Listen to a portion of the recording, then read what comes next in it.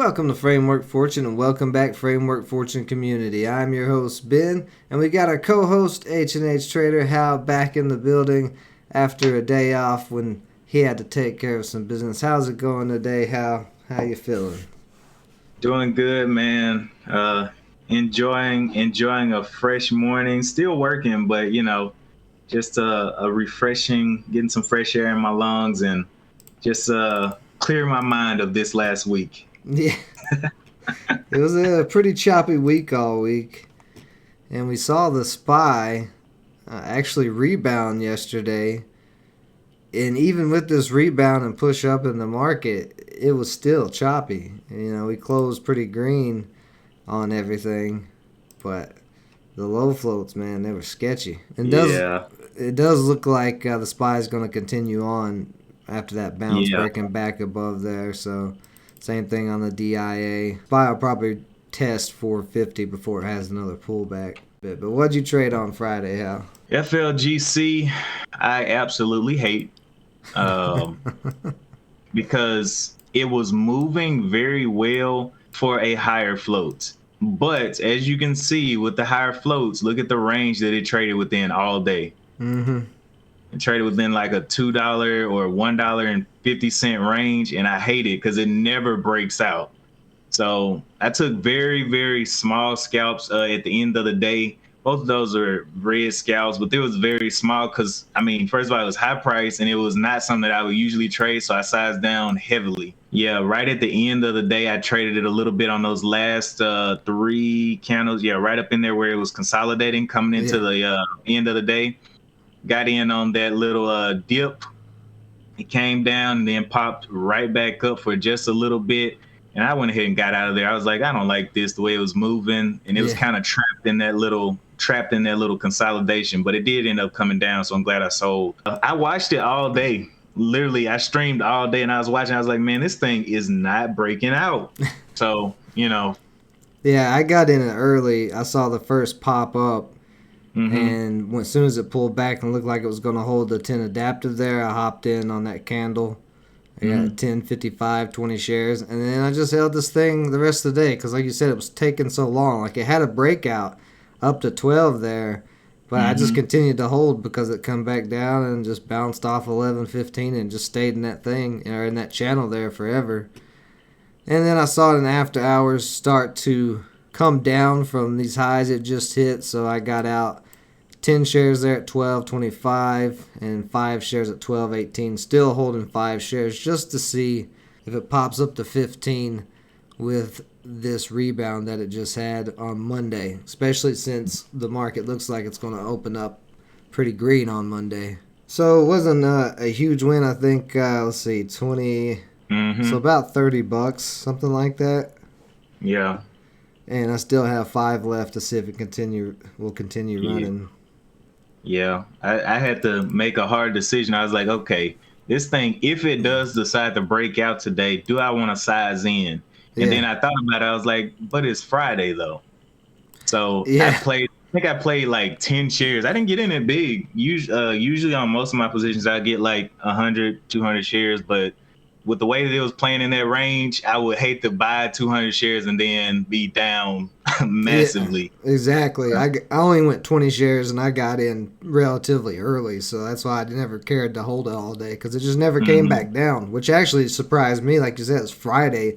I was expecting a sell-off right there towards market close, and then it just kind of went sideways. It still didn't even drop in after hours. Ended up closing at 12.65, right back in that same consolidation resistance area. So I'm expecting a little gap up on Monday morning, maybe before market opens. You trade anything else? Yes, RGC. RGC. Boy. I didn't see this one till late, I think. I didn't notice this one right away. Or if I did, I was not paying attention to it. I just had super, super low volume. It looks like it got halted a million times, too. Mm-hmm. So where'd you get in at on this? You said, boy, I'm imagining. All right. So first of all, I saw it with the super low volume on that first little ramp up, that first green halting. It barely had like 200,000 shares moving from $6 up to 15. So I was very, very wary of it. It Yeah. pulled back, and I was still scared when it pulled back here. And I was like, this. I was looking at the ranges. It had about a 53-cent range. So that is crazy. Well, it had a 50 cent range in this consolidation, and then it opened up even more to about $1 range. But I watched it in here. I was watching it with my chat. I had one guy take some trades in here. He took 3 shares, bought at the 14 down there, and I was like, man, you're crazy. And then it went to 26 from the 14 on those Yeah. 3 shares. I was like, boy, that was a risky one right there, because it was halting all over the place. Yeah. And so it pulled back and off of these 26, and I was like, all right, it might be done. So it came down and started flattening out, and I was like, man, this thing still looks like it wants to go. And so it ramped back up for those 3 green bars and consolidated, and I was like, okay, this thing is holding up VWAP and everything, maybe it can give a little room. So I got in right in this consolidation up here, just to see if it can go into the aftermarket with some explosion, so I could sell. Got in very small share size. I think I took 2 shares, sold that in this consolidation because it started to drop. And on that little drop, I mean, it looked like just a little drop. It was $1.39 per share on that Yeah. little bit of drop. Not that one, in Oh, the this. consolidation. Yeah, I didn't get caught in that big drop. Okay, you got out But right there in that one. Okay. yeah. Got out and just kept my losses very, very tight on Friday. Didn't want to lose a lot. Yeah, But that man, was smart. that range was crazy. So I ended up closing up the day $11 in the red, which isn't bad, you Nah, know. that's not bad, especially for a crazy Friday like that. Yeah. This thing ended up selling all the way off, back down. Well, not all the way off. It held about 40% of its gains, holding at $15. It may be one to keep on watch next week. Um. Monday, I would expect a pullback. Well, I don't know. A pullback, like I said, I don't know. We'll see, but it's one to keep on watch, I think. My first trade was on SSY here. This one got me pretty good. This ended up being a $50 loss on this one. I got too gung ho at market open. It looked Mhm. like it started shooting up and looked like it was going to start breaking that downtrend. So I hopped in there, 100 shares at 323, looking for the break at 325 because I was just looking for a quick scalp up to the pre-market high. I figured at least get close up there, Mhm. and it didn't. It just stopped right at 333, and you see it just come back down. So I even tried to hold it for a little bit, and it went sideways, and then it just continued to dump. But I got out on this one because of that little tail. Just Mhm. a scalp went wrong, and I held it too long. That's what I Yeah. did. I should have got out right as soon as this red candle started turning red and broke the bottom of this green candle. Oh, and then BTBT got me again. BTBT used to love me, and now it just hates me. So I saw it start popping up, had this big pop up there, and cryptos have been super hot. So I've been expecting BTBT to get a bounce back, and it just bounced off the 50 and 200 on the daily. So it was looking like it was going to have a bounce up to 15. I got in on that second candle in the momentum right as it was breaking 13, and it ran up to 1343 Mhm. and then dumped back down.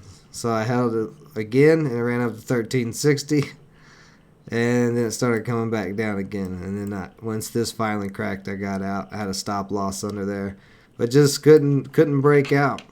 No, on BTBT, I flipped over to it as well. With the higher the market cap, the smaller the range. So you got a good entry, but it's not gonna break out for you. It's not a small cap, so it's gonna hold with usually within the tight range, like FLGC. Is it's just not gonna break out usually. Sometimes there are some misnomers, but yeah, you definitely had a good position right there, and just should have taken a bit probably up top. Yeah, I mean, it would have been enough for it'd been like a $15-$20 win if I'd have took it up at the top. But Hmm. I just was looking for more. I figured it could try to get that 15 because it was explosive before. I mean, this candle here Yeah. was 1175 to 1646. That one's 1039 up to 1360. So I figured it would get more than $1 or two, but it just Well, couldn't. I guess you have to look at the every single day as the price increases, the market cap increases. So it means Right. it takes more money to move it any direction. So Right. it's at the beginning when you first called it, it was very low market cap. Yeah. And so it didn't take much to move it. But each day that market cap has grown.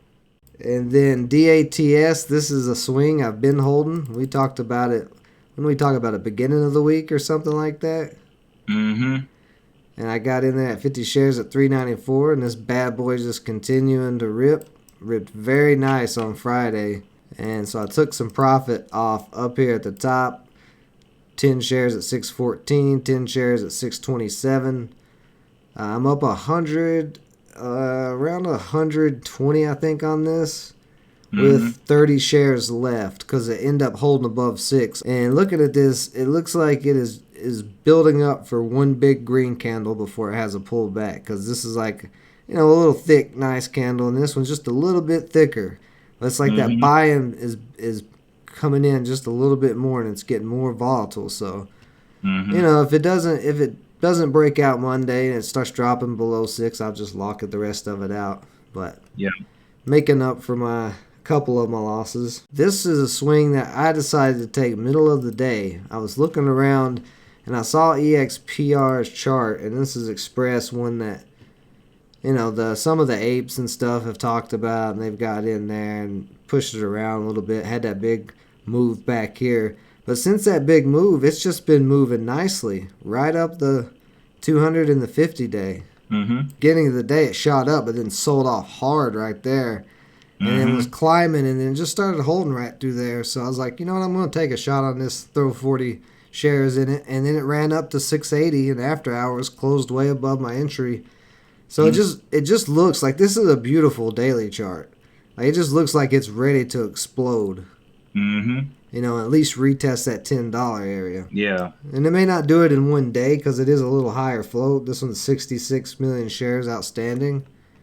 Yeah. But I would say next week we'll probably see another test close to that $10 area. But yeah, that's pretty much all I did Friday. I just took the 2 losses and then took some profit off of 2 of my swings and got into another swing. Turned into a swing trader for the weekend, which I normally don't do. I hate swinging, especially over the weekends.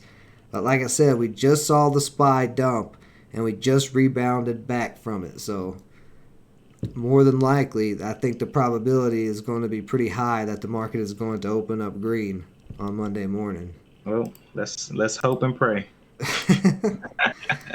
You're not in huge share size, so even if something did go awry, and plus you're well in the green on DATS. So Super green on DATS, green enough. Like I said, about up 30 on FLGC, and then I'm up, I guess. Where'd it close at? 664, so I'm up. It's about 15 cents a share. So yeah, I mean, I got some nice cushions because of where I got my entries at. And yeah, I'm doing small share sizes because, like I said, I hate swinging. Like, you will not catch me swinging 500 shares of some low float stock or even a medium float stock like Express. But 40 shares, 20 shares, 30 shares, yeah, if they've got the possibility to run $3, $4, $5, that can be a quick little hold for 2 or 3 days to catch a $150 swing. It's pretty low effort. And even if it drops $1, I only lose $40. So it'd have to drop all the way back down to here for me to even lose, $40. Risking 40 basically to try to get 100, 120, maybe more than that. So it's like a 3 to 1, 4 to 1 risk ratio. I have no problem doing that type of swing, especially on an upwards daily chart like this. So I'm not an expert swing trader. It's not something I like to do a lot, but I will take shots when I see good opportunities, but only when they're really good. I should keep that mentality while I'm day trading. Only take the really, really good setups and don't take some of the riskier ones that I take. But yeah, and maybe wait that 30 minutes that you always talk about. Listen, okay? Listen. There's things and stuff that go on in my head, little voices that tell me not to listen to myself, and they cost me money, and I really do hate them. I Because hate. I was looking at the SSY. I was like, he could not have waited 30 minutes.